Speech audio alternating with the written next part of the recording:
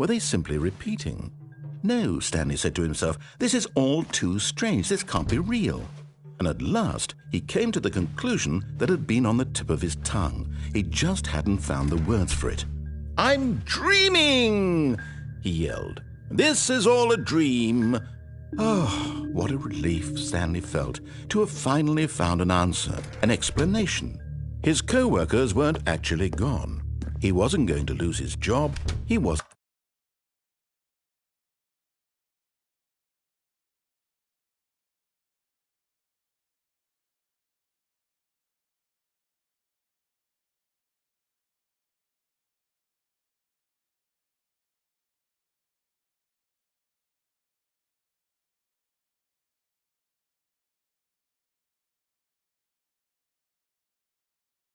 crazy after all. And he thought to himself, I suppose I'll wake up soon. I'll have to go back to my boring real-life job pushing buttons. I may as well enjoy this while I'm still lucid. So he imagined himself flying and began to gently float above the ground. Then he imagined himself soaring through space on a magical starfield, and it too appeared. It was so much fun, and Stanley marveled that he had still not woken up. How was he remaining so lucid? And then perhaps the strangest question of them all entered Stanley's head. One he was amazed he hadn't asked himself sooner. Why is there a voice in my head dictating everything that I'm doing and thinking? Now the voice was describing itself being considered by Stanley, who found it particularly strange. I'm dreaming about a voice describing me, thinking about how it's describing my thoughts, he thought. And while he thought it all very odd and wondered if this voice spoke to all people in their dreams, the truth was that, of course, this was not a dream. How could it be? Was Stanley simply deceiving himself, believing that if he's asleep, he doesn't have to take responsibility for himself? Stanley is as awake right now as he's ever been in his life. Now, hearing the voice speak these words was quite a shock to Stanley. After all, he knew for certain, beyond a doubt, that this was in fact a dream. Did the voice not see him float and make the magical stars just a moment ago? How else would the voice explain all that? This voice was a part of himself too. Surely, if he could just... He would prove it. He would prove that he was in control, that this was a dream. So he closed his eyes gently, and he invited himself to wake up. He felt the cool weight of the blanket on his skin, the press of the mattress on his back, the fresh air of a world outside this one. Let me wake up, he thought to himself. I'm through with this dream. I wish it to be over. Let me go back to my job. Let me continue pushing the buttons. Please, it's all I want. I want my apartment and my wife and my job. All I want is my life exactly the way it's always been. My life is normal. I am normal. Everything will be fine. I am okay.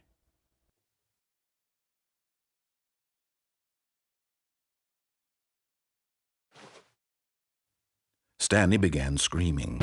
Please, someone, wake me up. My name is Stanley. I have a boss. I have an office. I am real. Please, just someone tell me I am real. I must be real. I must be. Can anyone hear my voice? Who am I? Who am I? And everything went black.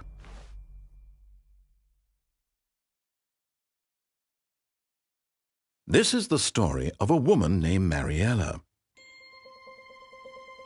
Mariella woke up on a day like any other. She arose, got dressed, gathered her belongings, and walked to her place of work. But on this particular day, her walk was interrupted by the body of a man who had stumbled through town talking and screaming to himself, and then collapsed dead on the sidewalk. And although she would soon turn to go call for an ambulance, for just a few brief moments she considered the strange man. He was obviously crazy. This much she knew. Everyone knows what crazy people look like. And in that moment, she thought to herself how lucky she was to be normal. I am sane. I am in control of my mind. I know what is real and what isn't. It was comforting to think this, And in a certain way, seeing this man made her feel better.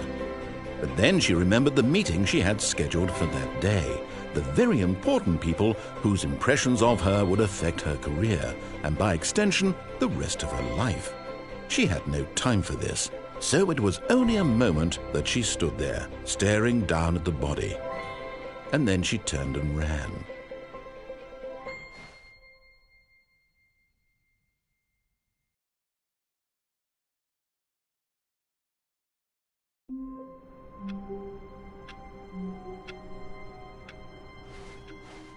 All of his co-workers were gone. What could it mean? Stanley decided to go to the meeting room. Perhaps he had simply missed a memo.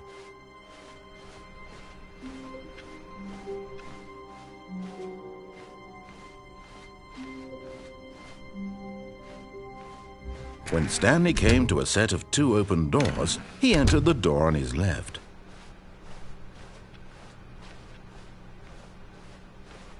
Yet there was not a single person here either. Feeling a wave of disbelief, Stanley decided to go up to his boss's office, hoping he might find an answer there.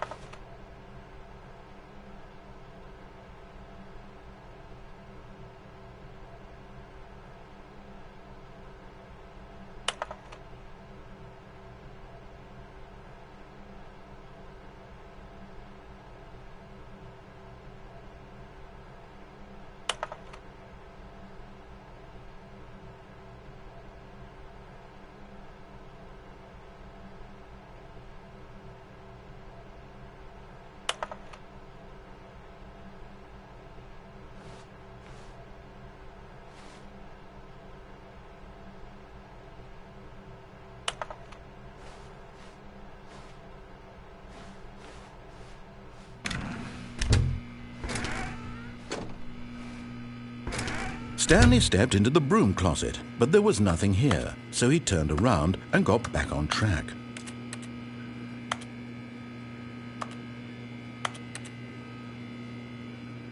There was nothing here, no choice to make, no path to follow, just an empty broom closet. No reason to still be here.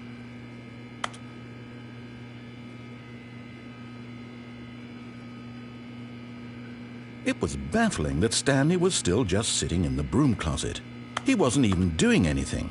At least if there was something to interact with, he'd be justified in some way. As it is, he's literally just standing there doing sweet FA.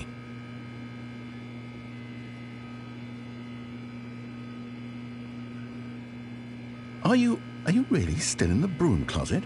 Standing around doing nothing? Why? Please offer me some explanation here. I'm genuinely confused.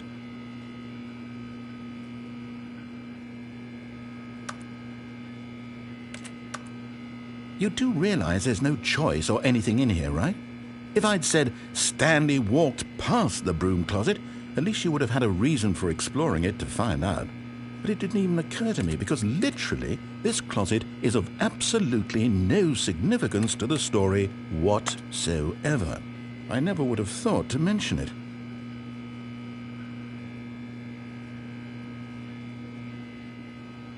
Maybe to you this is somehow its own branching path. Maybe when you go talk about this with your friends you'll say, "Oh, did you get the broom closet ending? The broom closet ending was my favorite." I hope your friends find this concerning.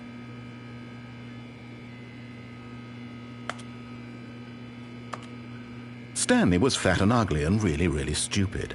He probably only got the job because of a family connection. That's how stupid he is. That or with drug money. Also, Stanley is addicted to drugs and hookers.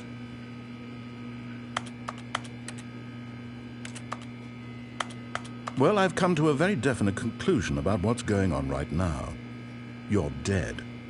You got to this broom closet, explored it a bit, and were just about to leave because there's nothing here, when a physical malady of some sort shut down your central nervous system and you collapsed in front of your screen. Well, in a situation like this, the responsible thing is to alert someone nearby so as to ensure that your body is taken care of before it begins to decompose. Hello? Anyone who happens to be nearby?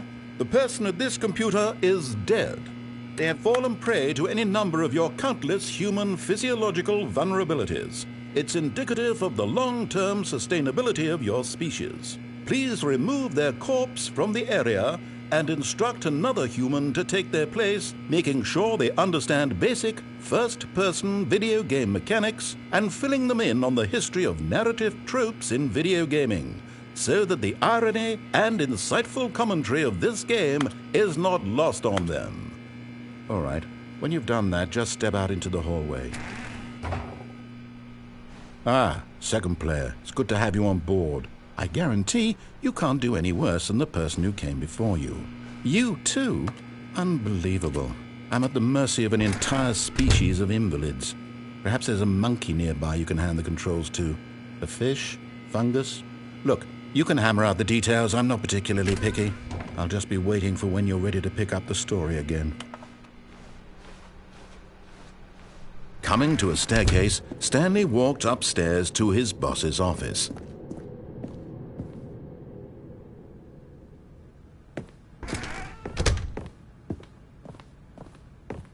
Stepping into his manager's office, Stanley was once again stunned to discover not an indication of any human life.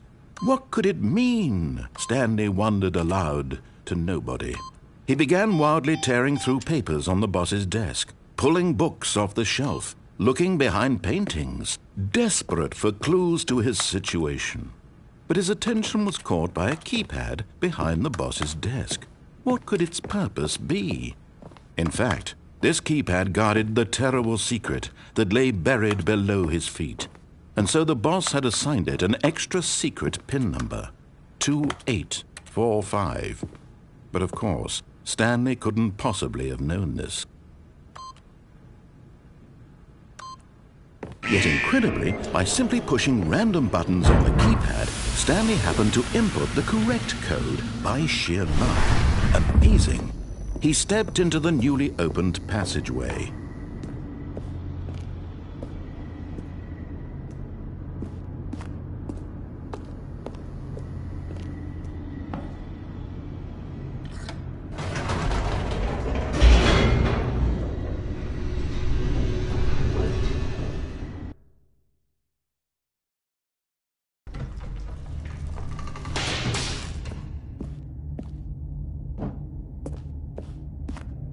Stanley walked straight ahead through the large door that read Mind Control Facility. Although this passageway had the word Escape written on it, the truth was that at the end of this hall, Stanley would meet his violent death.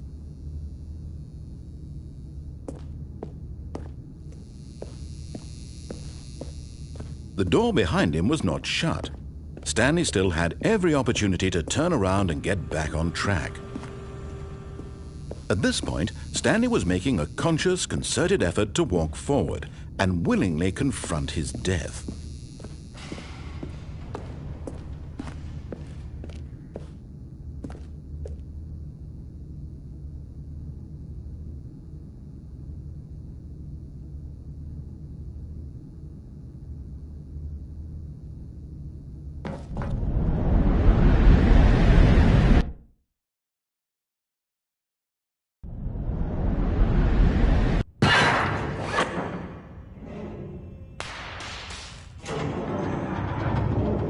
As the machine whirred into motion and Stanley was inched closer and closer to his demise, he reflected that his life had been of no consequence whatsoever. Stanley can't see the bigger picture. He doesn't know the real story, trapped forever in his narrow vision of what this world is. Perhaps his death was of no great loss, like plucking the eyeballs from a blind man. And so he resigned and willingly accepted this violent end to his brief and shallow life. Farewell, Stanley.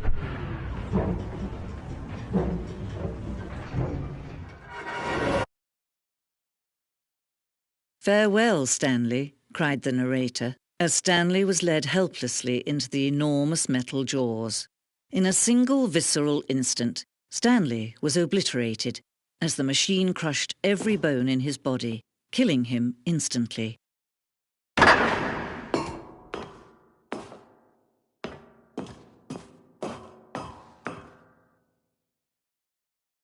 And yet it would be just a few minutes before Stanley would restart the game, back in his office, as alive as ever. What exactly did the narrator think he was going to accomplish? When every path you can walk has been created for you long in advance, death becomes meaningless, making life the same. Do you see now? Do you see that Stanley was already dead from the moment he hit start?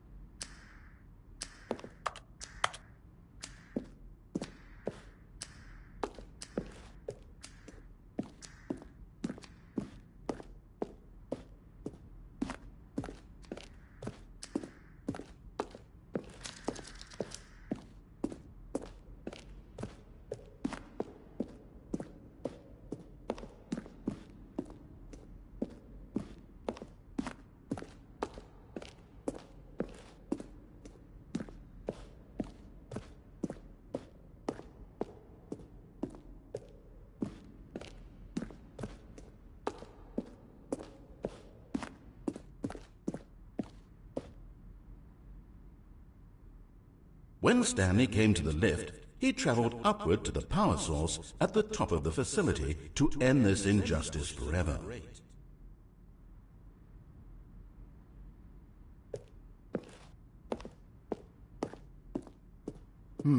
Let's see. When Stanley came to the lift, he traveled upward to the power source at the top of the facility. Now, to end this injustice forever would get him right back on track to where he was supposed to be in the story. Now look closely, Stanley. See how it's impossible for the player to do anything in this room. Perfect example of poor level design, textbook mistake. It's the kind of thing you'd pick up on intuitively if you had even the most fundamental understanding of good and bad game design. Well, in that case, I tell you what, of course, you win. Being you, you'll probably spend the next hour trying to solve it. Here, I know you're just going to make this easy, and it really paid off, so good job. What do we do now? Nothing there. I don't... Stanley, where are you right now? Stanley pushed the big red button.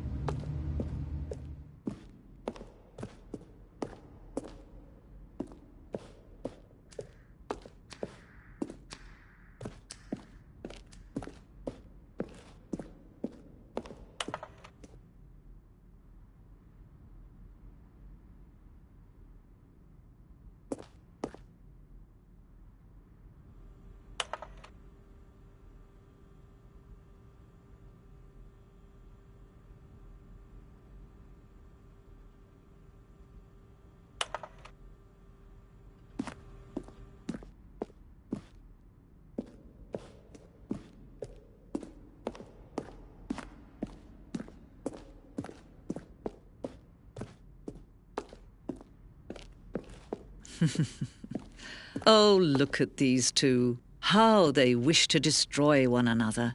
How they wish to control one another. How they both wish to be free. Can you see? Can you see how much they need one another? No, perhaps not. Sometimes these things cannot be seen. But listen to me. You can still save these two. You can stop the program before they both fail. Turn off your PlayStation. There's no other way to beat this game. As long as you move forward, you'll be walking someone else's path. Stop now and it'll be your only true choice. Whatever you do, choose it. Don't let time choose for you. Don't let...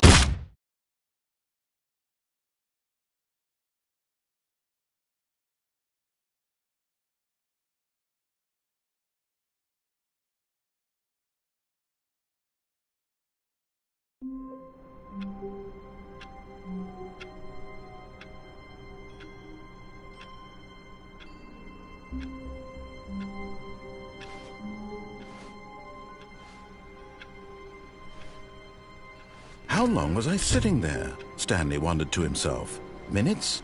Days? Centuries? Did something crucial happen while my senses were turned? He made a note to be more careful with time from now on.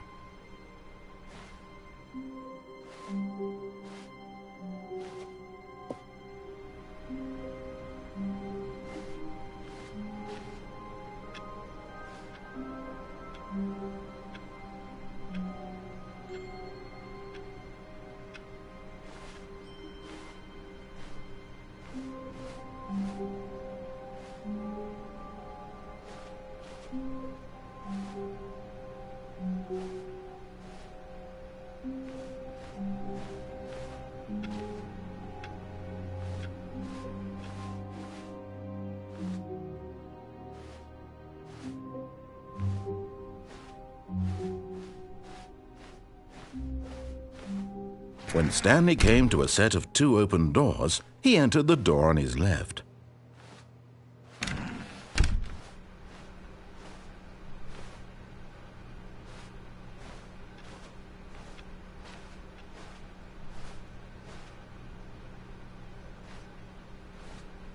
Yet there was not a single person here either. Feeling a wave of disbelief, Stanley decided to go up to his boss's office, hoping he might find an answer there. Coming to a staircase, Stanley walked upstairs to his boss's office.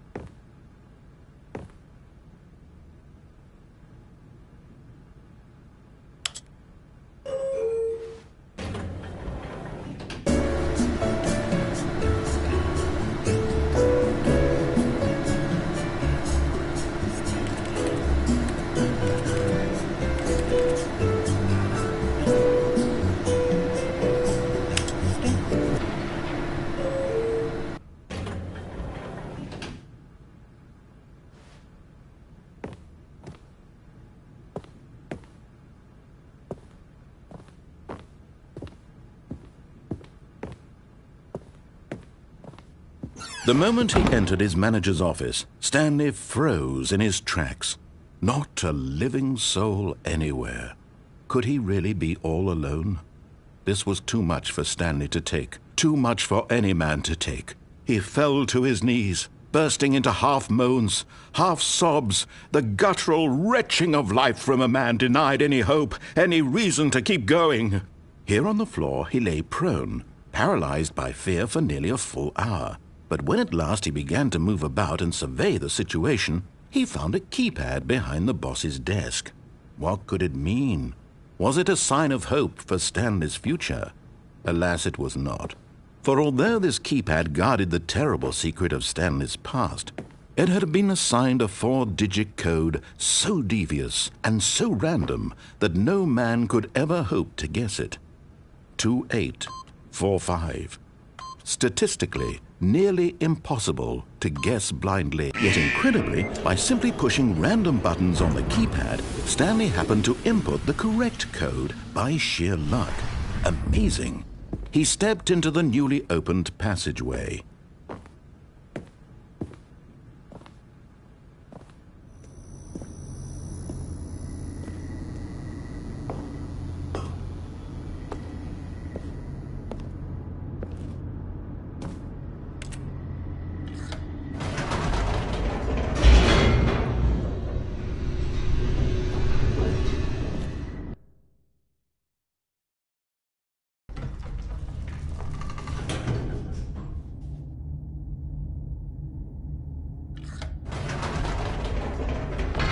Whoops, nope, never mind. Stanley actually got back into the elevator and went back up. Silly me.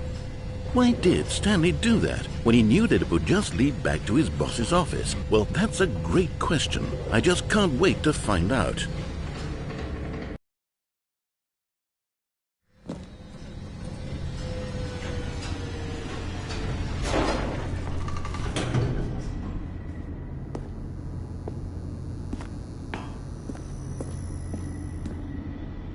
Here we are, Stanley. It's your boss's office. Exactly the way it was before you got onto the elevator. It's still just exactly what it is. What a decision you've made to come up here and look at the office again. This has fleshed out the plot of the story in new and fascinating ways I could have never anticipated. It's that keen eye for storytelling that you have, an incisive rapid fire of critical plot points, one after the other, weaving a rich tapestry of uncompromising narrative. Wow! I'm bolted to the edge of my seat.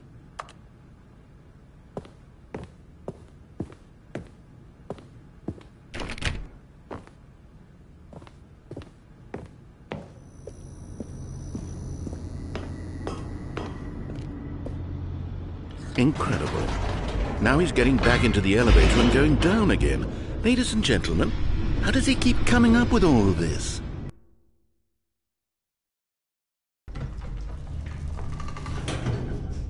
Surely this time Stanley will walk forward into the spooky corridor, won't he? Stanley walked straight ahead through the large door that read Mind Control Facility.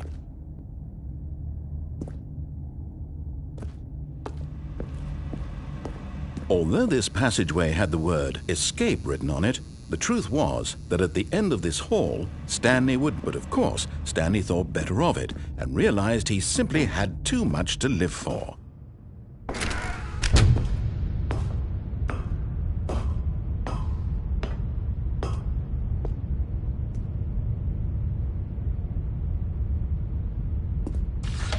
The lights rose on an enormous room packed with television screens. What horrible secret did this place hold? Stanley thought to himself. Did he have the strength to find out?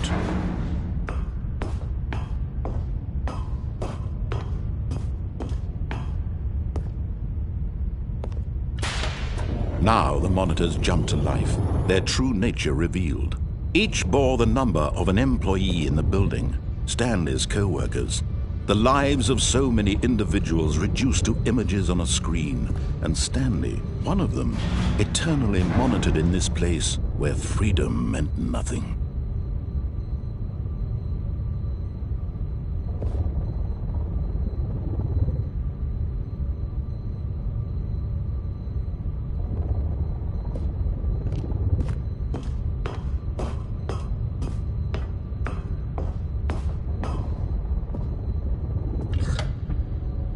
This mind control facility, it was too horrible to believe. It couldn't be true. Had Stanley really been under someone's control all this time? Was this the only reason he was happy with his boring job? That his emotions had been manipulated to accept it blindly?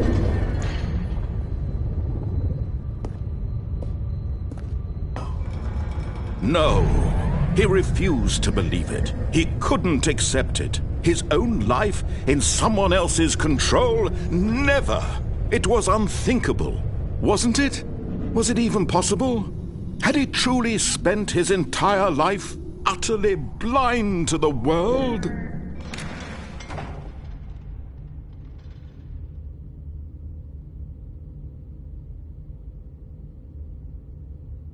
But here was the proof. The heart of the operation. Controls labeled with emotions.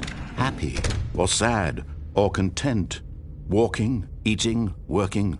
All of it monitored and commanded from this very place. And as the cold reality of his past began to sink in, Stanley decided that this machinery would never again exert its terrible power over another human life. For he would dismantle the controls once and for all.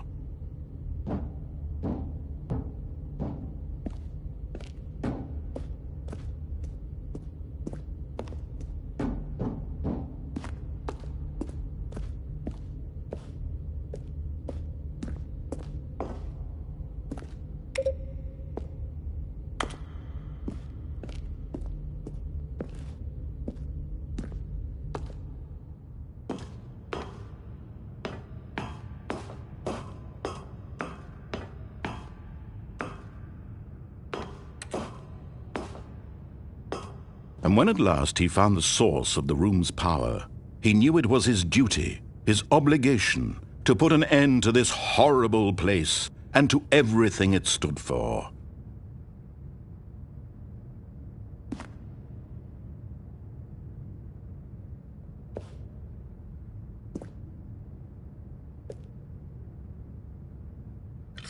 Oh, Stanley, you didn't just activate the controls, did you? After they kept you enslaved all these years, you go and you try to take control of the machine for yourself. Is that what you wanted? Control? Oh, Stanley, I applaud your effort, I really do. But you need to understand, there's only so much that machine can do. You were supposed to let it go, turn the controls off, and leave. If you want to throw my story off track, you're going to have to do much better than that. I'm afraid you don't have nearly the power you think you do. For example, and I believe you'll find this pertinent, Stanley suddenly realized he had just initiated the network's emergency detonation system. In the event that this machine is activated without proper DNA identification, nuclear detonators are said to explode, eliminating the entire complex. How long until detonation then? Let's say, 2 minutes. Ah, now this is making things a little more fun, isn't it, Stanley? It's your time to shine. You are the star. It's your story now. Shape it to your heart's desires. Oh, this is much better than what I had in mind. What a shame we have so little time left to enjoy it. Mere moments until the bomb goes off. But what precious moments each one of them is. More time to talk about you, about me, where we're going. What all this means, I barely know where to start. What's that? You'd like to know where your co-workers are? A moment of solace before you're obliterated? All right, I'm in a good mood. You're gonna die anyway. I'll tell you exactly what happened to them. I erased them. I turned off the machine. I set you free. Of course, that was merely in this instance of the story. Sometimes when I tell it, I simply let you sit there in your office forever, pushing buttons endlessly and then dying alone. Other times, I let the office sink into the ground, swallowing everyone inside, or I let it burn to a crisp. I have to say this, though, this version of events has been rather amusing. Watching you try to make sense of everything and take back the control wrested away from you, it's quite rich. I almost hate to see it go. But I'm sure whatever I come up with on the next go-around will be even better. My goodness, only 34 seconds left. But I'm enjoying this so much. You know what? To hell with it. I'm going to put some extra time on the clock, why not? These are precious additional seconds, Stanley. Time doesn't grow on trees. Oh dear me, what's the matter, Stanley? Is it that you have no idea where you're going or what you're supposed to be doing right now? Or did you just assume when you saw that timer that something in this room was capable of turning it off? I mean, look at you. Running from button to button, screen to screen, clicking on every little thing in this room. These numbered buttons, no, these colored ones. Or maybe this big red button, or this door. Everything, anything, something here will save me. Why would you think that, Stanley? That this video game can be beaten? Won? Solved? Do you have any idea what your purpose in this place is? Stanley, you're in for quite a disappointment. But here's a spoiler for you. That timer isn't a catalyst to keep the action moving along. It's just seconds ticking away to your death. You're only still playing instead of watching a cutscene because I want to watch you for every moment that you're powerless. To see you made humble. This is not a challenge. It's a tragedy. You wanted to control this world, that's fine. But I'm going to destroy it first, so you can't. Take a look at the clock, Stanley. That's 30 seconds you have left to struggle. 30 seconds until a big boom and then nothing. No ending here, just you being blown to pieces. Will you cling desperately to your frail life, or will you let it go peacefully? Another choice. Make it count. Or don't. It's all the same to me, all a part of the joke. And believe me, I will be laughing at every second of your inevitable life from the moment we fade in until the moment I say, happily ever after.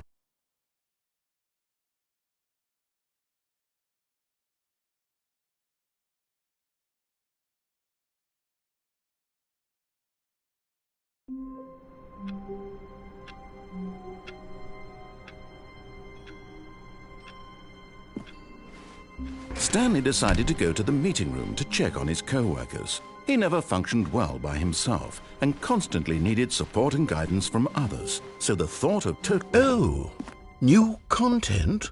What does that mean, new content?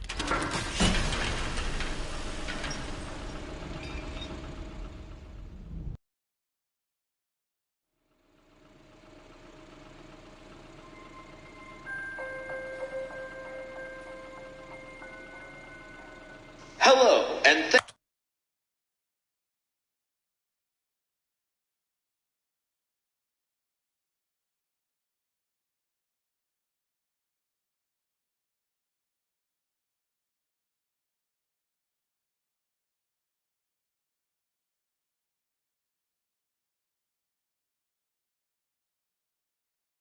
thank you for playing the Stanley Parable Ultra Deluxe.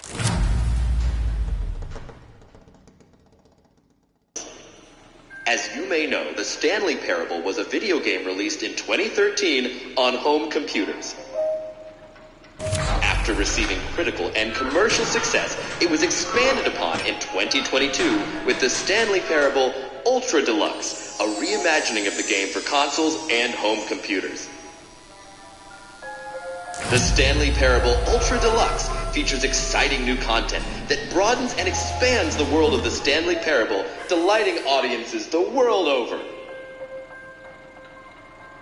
Please, step inside and see what thrilling new adventures await in the Stanley Parable Ultra Deluxe. Oh, well, this sounds delightful. I'm very excited to see the thrilling new Ultra Deluxe content. Okay, so far it's an elevator. Nothing special yet, but I'm sure it's just the beginning of a mesmerizing adventure.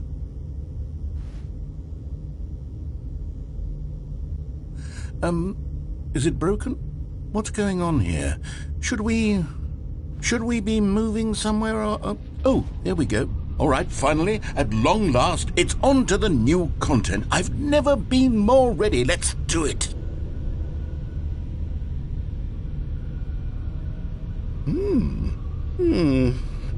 I have to say, initial impressions of Stanley Parable Ultra Deluxe, mostly tedious.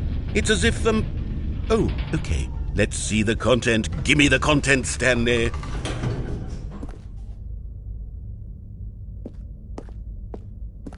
All right. All right, let's see. It's the jump circle?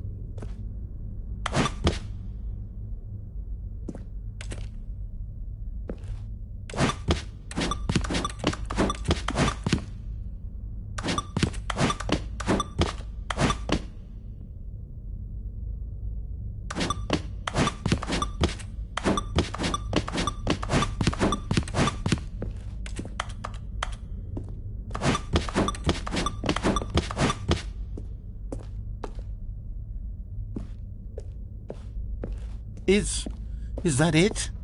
Surely that's not all the new content. There has to be something else, right?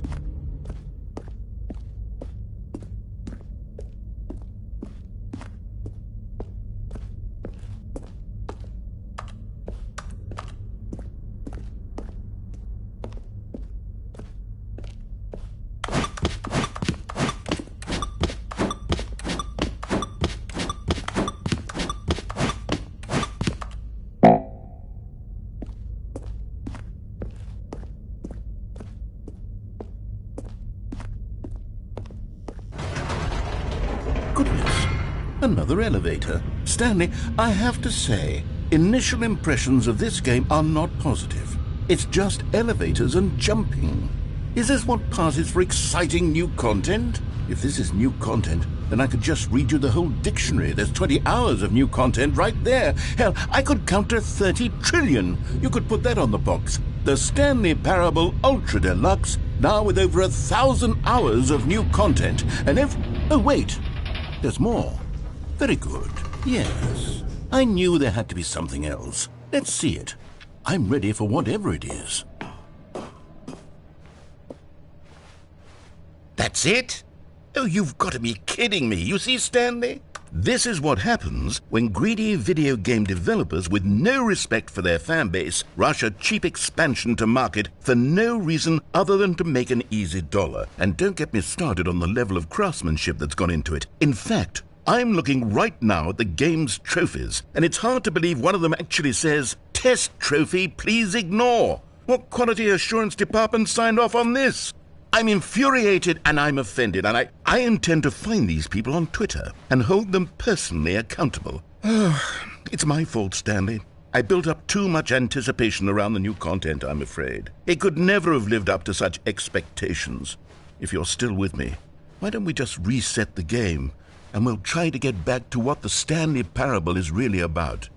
No frills, no gimmicks, just you and me having a great time together like always.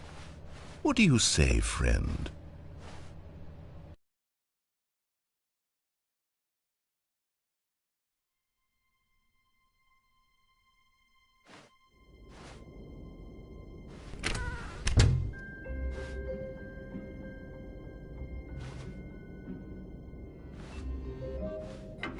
Psst! Stanley! Come over here! In the vent! I want to show you something!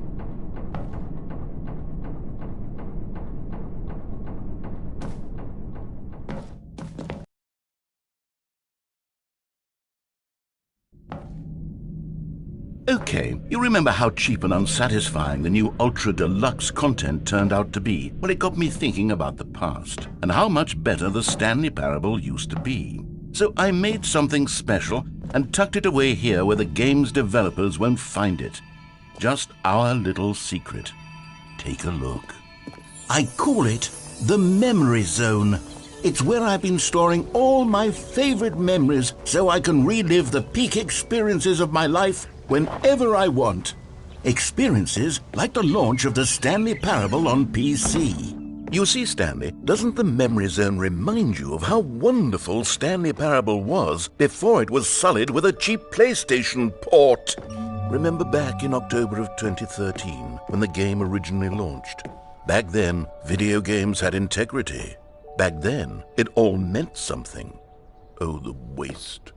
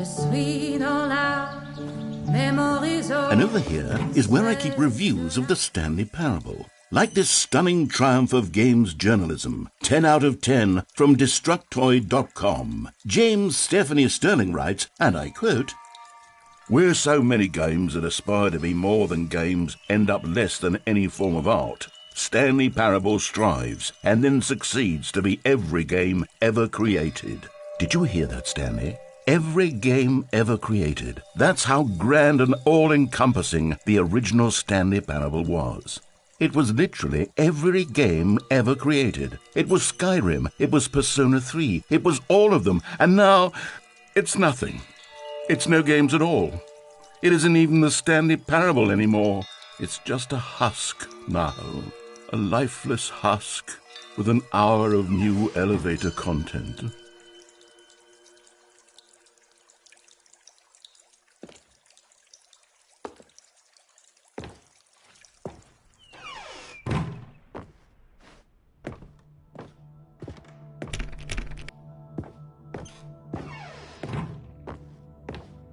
Here's another moving passage, this time from GameSpot.com. The Stanley Parable is both a richly stimulating commentary on the nature of choice in games and one that offers some of the most enjoyable, surprising, and rewarding choices I've ever been confronted with in a game. 9 out of 10. Don't you get it, Stanley? The game was perfect. It didn't need anything else. It didn't need new content.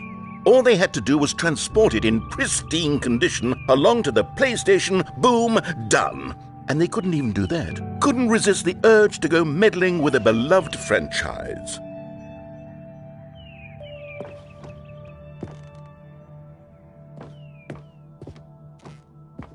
Oh, these were simpler times, Stanley. But I wouldn't give to go back, to have it all over again. Wait, hang on. I don't recall this part of the memory zone before. What's this? What's down here? Oh, no. Oh, God, no, Stanley. It's a collection of reviews from Pressurized Gas, the extremely popular online storefront for computer games. I haven't looked at these in years. I can't even imagine what's been collecting down here. Surely these reviews were glowing as well, weren't they? Honestly, I could not be bothered to play this game to full completion. The narrator is obnoxious and unfunny, with his humor and dialogue proving to be more irritating than entertaining. Unfunny! I'm not trying to be funny. I'm trying to make a serious work of art. I suppose I could write up a handful of gags to insert into the Stanley Parable, but the game is already such a densely layered web of profound philosophical insights that I can't even imagine where I'd have the room to stick them.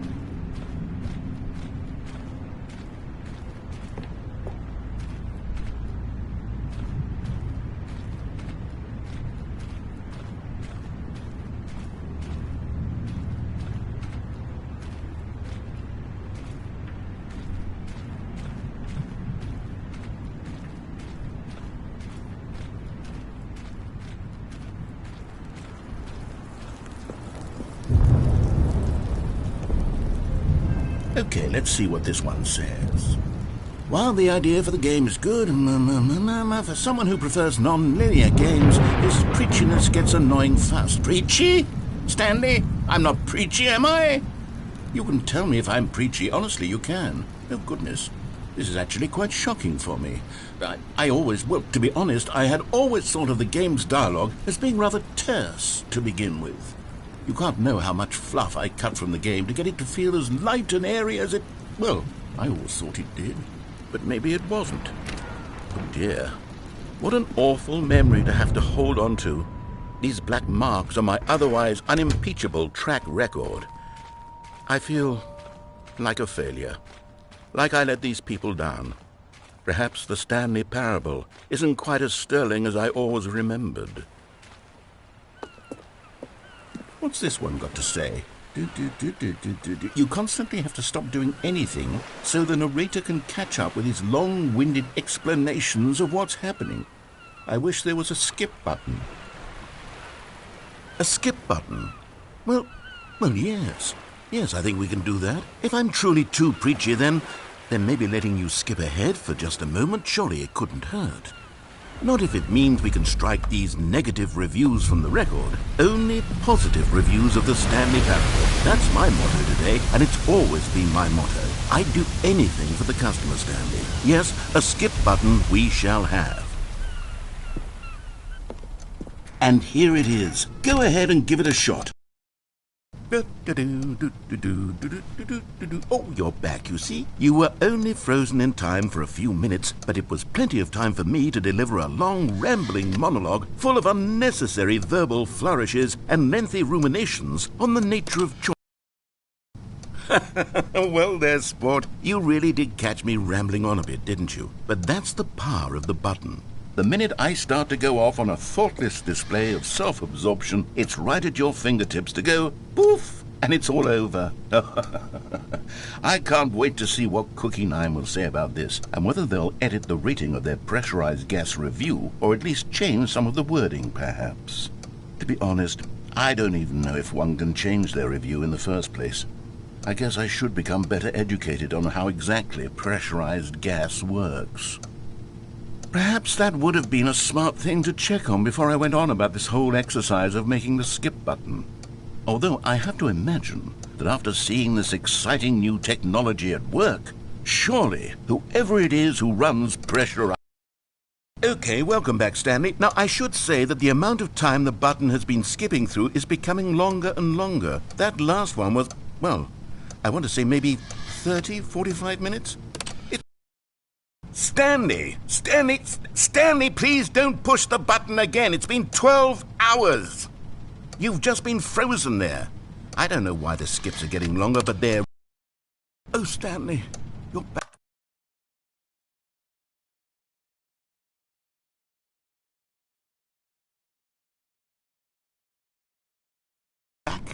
You're back. Oh, my goodness. I have someone to talk to again. Stanley, I think it's been a week.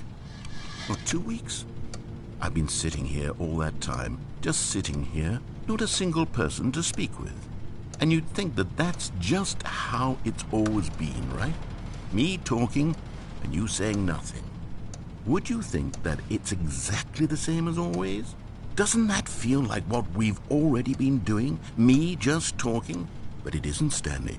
It isn't the same at all. It isn't even close. Because I know you can't hear me once you push that button. That's what I'm realizing now, Stanley. I'm realizing that I needed to know that someone was listening.